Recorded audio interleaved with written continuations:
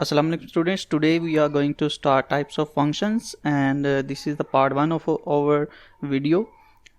In the next part we are discuss about more definitions or more types of functions. So let's get started. Types of functions. The first type is algebraic functions. Algebraic function क्या होते हैं, ठीक है?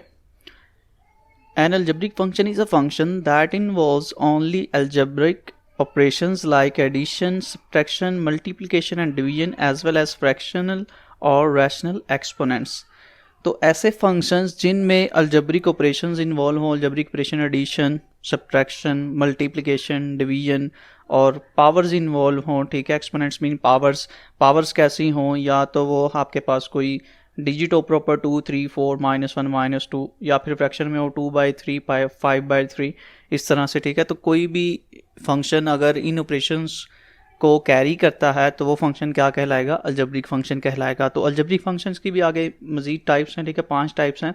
सबसे पहली जो है वो पोलिनोमियल फंक्शन है. पोलिनोमियल फंक्शन क्या होता है? Function p of the form p of x equals to an x to the n plus an minus 1 x to the n minus 1 plus an minus 2 x to the n minus 2 plus so on plus a2x square plus a1 x1 plus a0. यानी कि ऐसा function जिसमें हमारे पास x की कुछ highest पार हो. Highest पार कौन सी है? n, ठीक है. यहाँ पर n लिखी गई है हाईएस्ट पार, और वो पीछे वाली टर्म्स पे जैसे हम मूव करें वो पावर मजीद एक के कम होती जाए, ठीक है. यहाँ पे n-1 हो गई यानी कि पावर में से एक कम हो गया. देन उससे पीछे वाली टर्म पे गए तो n-2 हो गई यानी कि एक और n यहाँ पर कम हो गया. और यूँ करते करते लास्ट पे हमारे पास पावर स्केयर हो जाएगी, 1 हो जाएगी और देन फाइनली क्या हो जाएगी? 0. यहाँ पे x की पावर 0 है, ठीक है, लिखा नहीं गया. x की पावर 0 का मतलब 1 होता है, तो इस वजह से यहाँ पे नहीं लिखा गया. और यहाँ पर ये जो an -1 an-2 and so on a square a2 a1 and a0 लिखा हुआ है, ये हमारे पास क्या है? इन्हीं x के साथ x वेरिएबल्स जो हमारे पास हैं, ठीक है, जिनकी पावर्स हैं कुछ, इन्हीं वेरिएबल्स के ये कोफिशिएंट्स हैं. और ये हमारे पास कुछ रियल नंबर्स होंगे 2, 3, 4, 3.5, 4.5, ठीक है, रियल नंबर्स हो सकते हैं, ठीक है. तो नेक्स्ट लाइन में यही बताया गया फॉर ऑल x मीन कि ये फंक्शन जो है वो तमाम x इनपुट्स के लिए क्या होना चाहिए? वैलिड होना चाहिए. किसी भी इनपुट पे ये अनडिफाइंड आंसर नहीं देगा. और यहाँ पर जो an -1 an-2 a2 a1 a0 है, ये क्या है? रियल नंबर्स हैं, पहले ही बता दिया आपको. और and the exponents are the non negative integers, यानी कि जो एक्सपोनेंट्स हैं, पावर्स हैं, वो क्या है? नॉन नेगेटिव इंटीजर्स हैं. नॉन नेगेटिव इंटीजर्स मतलब क्या है? पावर्स नेगेटिव नहीं हो सकती कोई भी नंबर, ठीक है. 0 हो सकती पावर, 1 हो सकती, 2, 3 and so on. Positive number सारे हो सकते हैं लेकिन कोई भी नेगेटिव नंबर पावर में नहीं आएगा. तो इस तरह के फंक्शन को हम क्या कहते हैं? Polynomial function. सादा सी अल्फाज में अगर आप याद रखना चाहें तो इस तरह से कि x की कोई हाईएस्ट पावर होगी और वो लेस होते होते पीछे वाले टर्म्स में क्या हो जाएगी? 0 हो जाएगी, कांस्टेंट हो जाएगी. तो कांस्टेंट पे जाके फंक्शन रुक जाएगा, ठीक है. तो ऐसे फंक्शन को हम क्या कहेंगे? पोलिनोमियल फंक्शन कह देंगे. और यहाँ पर जो हमारे पास हाईएस्ट पावर का कोफिशिएंट होता है, ठीक है, यहाँ पर इस फंक्शन की फॉर्म जो हमने लिखी हुई है, यहाँ पर हाईएस्ट पावर x की n है और उसके साथ इसका कोफिशिएंट an लिखा हुआ है. तो हाईएस्ट पावर वाला जो भी हाईएस्ट पावर होगी x की, ठीक है, वो पोलिनोमियल फंक्शन की डिग्री कहलाएगी. तो पोलिनोमियल फंक्शन की डिग्री क्या होती है ये भी आपको पता चल गया कि जो हाईएस्ट पावर होगी x की वही उसकी डिग्री होगी. और उसके साथ लिखा हुआ कोफिशिएंट उसका लीडिंग कोफिशिएंट कहलाएगा. यही इस लाइन में लिखा गया है. If an does not equals to 0, कि an अगर 0 नहीं है तो फिर ही हाईएस्ट पावर होगी ना, ठीक है. तो an को 0 नहीं होना चाहिए. अगर ये कोफिशिएंट ही 0 है तो x की हाईएस्ट पावर ही खत्म हो जाएगी, ठीक है. तो फिर हम कहेंगे polynomial then p of x is called a polynomial of degree n and an is called leading coefficient, ठीक है. तो an क्या कहलाएगा? leading coefficient. नेक्स्ट इसकी एग्जांपल देखते हैं. एग्जांपल है p of x equals to x square plus x plus 1, ठीक है. तो यहाँ पर आप देखें हाईएस्ट पावर 2 है और वो कम होते हुए एक कांस्टेंट पे जा रही है, ठीक है.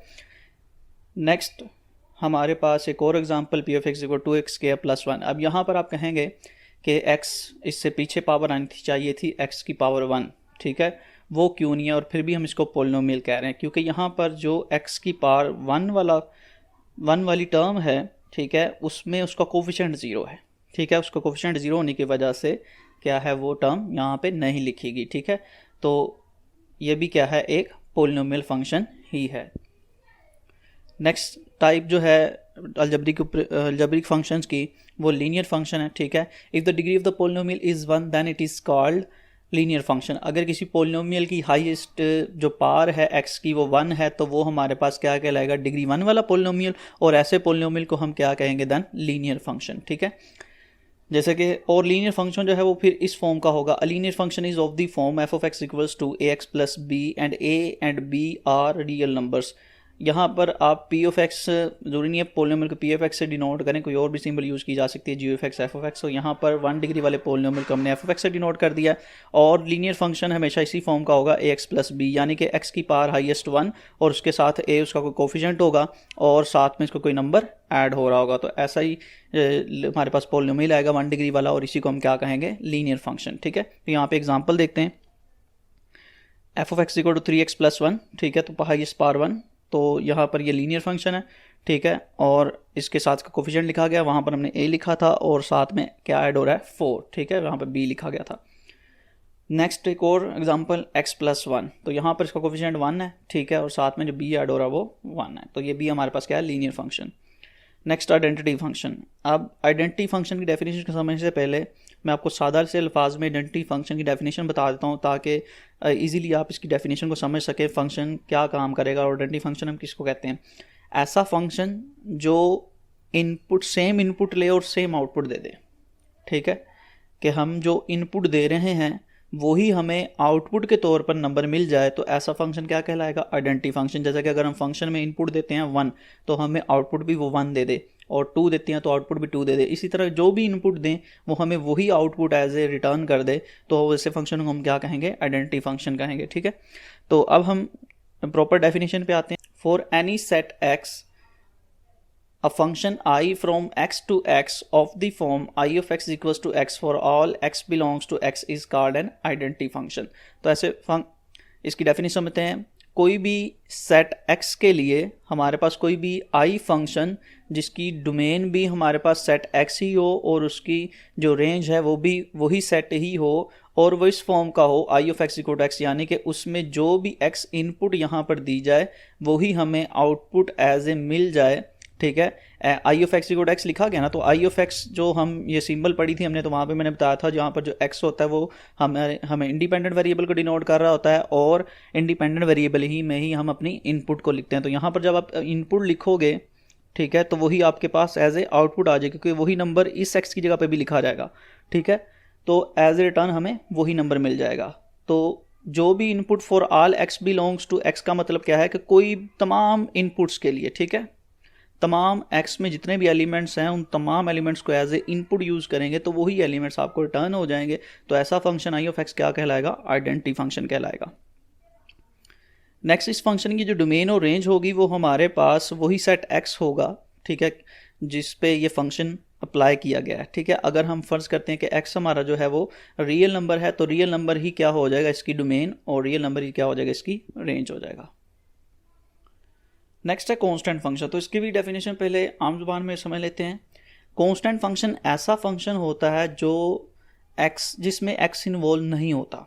ठीक है, सिर्फ उसमें कांस्टेंट होता है, कोई भी नंबर होगा, ठीक है, बाकी कोई भी x नहीं होगा, उसके अंदर कोई भी x की पावर नहीं इन्वॉल्व होगी। फॉर एग्जांपल अगर फंक्शन आ जाता है F of x equal to 2, F of x equal to 3, F of x equal to 5, तो ये सारे क्या, इसमें सिर्फ नंबर्स हैं 2, 3, 5। ठीक है, इसमें कोई भी वेरिएबल इन्वॉल्व नहीं है, जस्ट कांस्टेंट है, तो ऐसा फंक्शन कांस्टेंट फंक्शन कहलाता है। तो यहाँ पर हम डेफिनेशन करते हैं, let X and Y be two sets of real numbers, a function C from X to Y denoted by C of X equals to A for all X belongs to X and y, a belongs to y and fixed, and this type of function c is called constant function। कोई भी sets y, x और y हमारे पास दो set हैं, ठीक है, real numbers के, और उसके ऊपर एक c फंक्शन है हमारे पास, ठीक है, x को एज ए डोमेन और y को एज ए जो को डोमेन है वो यूज़ किया जा रहा है। ठीक है, तो हमारे पास अगर c इस फॉर्म का है, c of x equal to 1, यानी कि c किसी कांस्टेंट के इक्वल है, तो फिर हम x से जो मर्जी इनपुट इधर इसमें प्लग करेंगे ये हमें a ही एज ए आउटपुट दे देगा। तो a एज ए आउटपुट आ रही है, तो आउटपुट किस में लाई करती है, को डोमेन में, तो ये a किस में लाई कर जाएगा, देन हमारी को डोमेन में होगा। ठीक है। इसी वजह से क्या आ गया कि तमाम x की इनपुट्स के लिए x for all x belongs to x का मतलब क्या है कि x के अंदर जितनी भी इनपुट्स हैं तमाम के लिए हमें जो a है वो y में जो मौजूद है, ठीक है, वो एज ए आउटपुट मिल जाएगा और ये फिक्स रहेगा, ठीक है। एग्जांपल के तौर पर हम सेट ले लेते हैं, 2 सेट लेने ना, तो हम दोनों सेट्स को सेम भी ले सकते हैं। तो मैंने r सेट ले लिया, ठीक है, x को भी r ले लिया और y सेट को भी रियल नंबर ही ले लिया। तो यहाँ पर c मैंने ले लिया function c of x equal to 2, ठीक है। अब यहाँ पर r में से, ठीक है, जो मैंने हमारे पास डोमेन यूज़ हो रहा है, कोई भी इनपुट इसमें आप देंगे तो 2 ही एज ए आउटपुट आएगा फॉर ऑल, तमाम रियल नंबर्स के लिए। जो भी आप रियल नंबर इसमें पुट करके देख लें, आपके पास यही 2 ही आंसर आए। क्यों? क्योंकि यहाँ पर जो दूसरी साइड पे इंडिपेंडेंट वेरिएबल इन्वॉल्व नहीं है जिसमें हम वैल्यू पुट करेंगे, ठीक है। जस्ट इधर ही हम पुट कर सकते हैं सी ऑफ एक्स की जगह पर एक्स की वैल्यू को, ठीक है। तो वो सिर्फ ये इंडिकेट कर रहा होगा कि इस इनपुट पे ये आउटपुट आई है, ठीक है। जैसे कि इधर अगर 1 पुट करता हूँ तो सी ऑफ 1 इज इक्वल टू 2 हो जाएगा, कि यानी 1 इनपुट पे हमारे पास आउटपुट क्या आई है, 2 आई है, ठीक है। इस तरह सी ओ 2 अगर पुट करता हूँ तो सी ऑफ 2 इज इक्वल टू 2, यानी कि 2 पे भी 2 ही आई है, ठीक है। तो इसका मतलब तमाम इनपुट्स पे हमारे पास सेम यही 2 ही आ जाएगा, ठीक है। और ये हमारे पास आउटपुट जो है हमारी फिक्स रहेगी, समझ आ गई। और इसकी तो रेंज अब बड़ा ही सिंपल निकालना है, क्योंकि जो नंबर जिस नंबर के इक्वल लिखा होगा कांस्टेंट, वही नंबर एज ए आउटपुट बार बार आई जाएगा हमारे पास तमाम आउटपुट्स के इनपुट्स के लिए, ठीक है। तो इसकी रेंज आप इजीली देख के कह देंगे कि जो फंक्शन जिस कांस्टेंट के इक्वल लिखा हुआ है, ठीक है, वही उसकी क्या होगी, रेंज होगी। तो इसकी रेंज क्या बनती है, 2 बनता है, जस्ट क्योंकि वही आउटपुट के तौर पर आ रहा है। नेक्स्ट रैशनल फंक्शन है a function r of x of the form p of x over q of x where both p of x and q of x are polynomials and q of x does not equals to 0 is called rational function।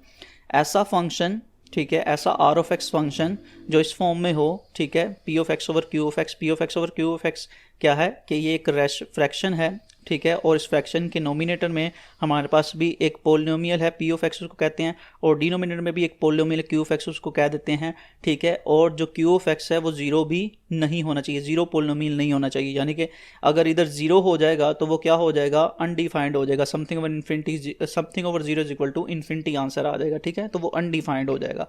तो इस वजह से नीचे वाला polynomial भी 0 नहीं होना चाहिए। और इस तरह से अगर 2 पोलिनोमियल डिवाइड हो रहे हैं तो वो क्या बनाएंगे, रैशनल फंक्शन बनाएंगे। जैसे कि फॉर एग्जाम्पल हमारे पास x plus 1 x square plus 1, ऊपर एक लीनियर पोलिनोमियल और नीचे 2 डिग्री वाला पोलिनोमियल, दोनों डिवाइड हो रहे हैं और नीचे वाला पोलिनोमियल 0 भी नहीं है, तो ये क्या है, एक रैशनल फंक्शन है।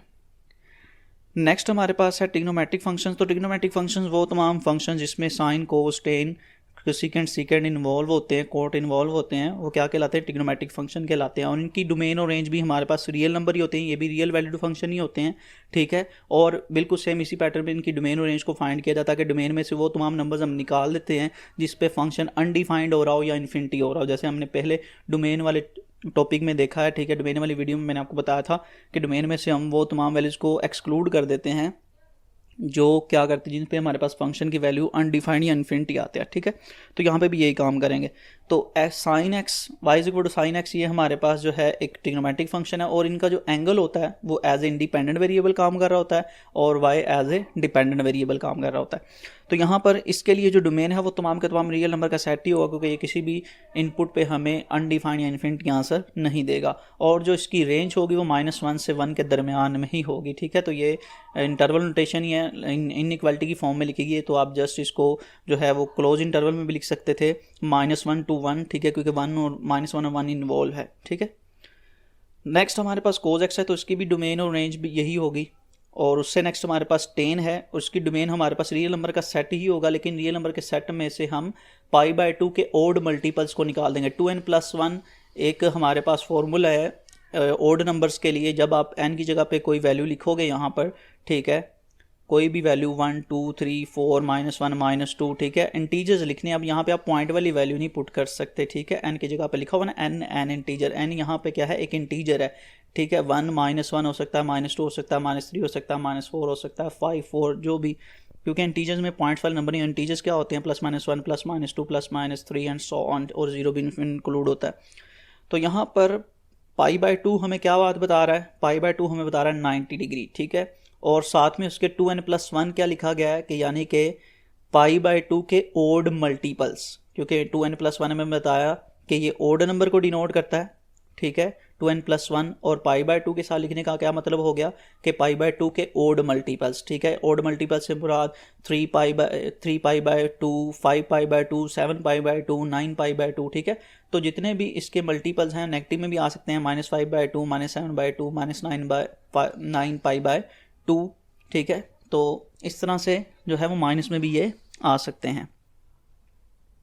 तो ऐसे तमाम ओड मल्टीपल्स को हमने डोमेन में से निकाल दिया अपनी, और बाकी जो बची वो हमारी रियल नंबर्स जो हैं वो 10x की डोमेन होगी, और इसकी जो रेंज आती है वो हमारे पास ग्राफ ड्रा करेंगे तो आपको पता चलेगा -∞ टू पॉजिटिव इन्फिनिटी होता है, यानी कि होल रियल नंबर का सेट आ जाएगा। नेक्स्ट कोट एक्स के लिए भी हमारे पास डोमेन जो है वो रियल नंबर होगा, लेकिन उसमें से जो पाई के मल्टीपल्स होंगे उसको निकाल देंगे, और रेंज जो है हमारे पास वही आ जाएगा पूरे का पूरा होल रियल नंबर का सेट, ठीक है। नेक्स्ट सेकेंड एक्स जो है ये हमें पता है कि 1/cos x के इक्वल होता है, और उसकी डोमेन भी हमारे पास रियल नंबर का सेट होगी, लेकिन यहाँ से भी हम ओड मल्टीपल्स ऑफ 90 निकाल देंगे, ठीक है। क्यों? क्योंकि 90 पे cos 0 होता है, तो यहाँ पर 1/0 आ जाएगा, ठीक है। तो 1/0 मतलब इन्फिनिटी हो जाएगा, ठीक है। सिंपल कोज में तो वो सिंपल लिखा गया था, इस वजह से तमाम के तमाम एलिमेंट पुट कर सकते थे, 0 भी आ जाए तो कोई मसला नहीं, लेकिन यहाँ पे डिवीजन में 0 आ रहा है, ठीक है। इस वजह से ओड मल्टीपल्स को 90 के हमने निकाल दिया, और जो इसकी रेंज आएगी ग्राफ ड्रा करने पर वो आएगी 1 से पॉजिटिव इन्फिनिटी माइनस इन्फिनिटी से -1, ठीक है, या -1 से -इन्फिनिटी। तो इसको लिखा गया है क्योंकि रेंज हमारे पास y की वैल्यूज़ होती हैं, तो इस वजह से y की टर्म में लिखते हैं हम, ठीक है।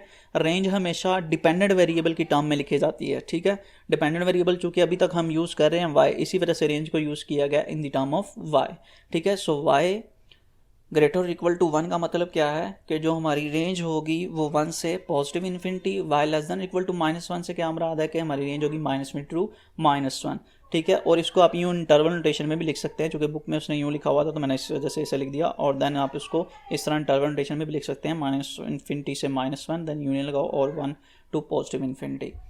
देन कोसेकेंट एक्स की भी हमारे पास जो है सेम डोमेन जो रियल नंबर होगा, लेकिन पाई के ओड मल्टीपल्स को हम इधर से पाई के मल्टीपल्स को हम यहाँ से निकाल देंगे, ठीक है।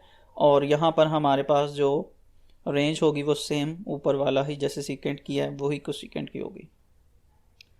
इन्वर्स ट्रिग्नोमेट्रिक फंक्शन में हमारे पास जो होते हैं इन्वर्स ट्रिग्नोमेट्रिक फंक्शन को हम साइन कोस टेन के ऊपर -1 लगा देते हैं, तो वो डिनोट हो जाता है कि ये इन्वर्स ट्रिग्नोमेट्रिक फंक्शन है, ठीक है। जैसे कि ये मैंने लिखे हैं, तो ये सारे के सारे क्या हैं, इन्वर्स ट्रिग्नोमेट्रिक फंक्शन, और इनकी डोमेन जिस बुक पे लिखी हुई है वहाँ से आपने देखनी है।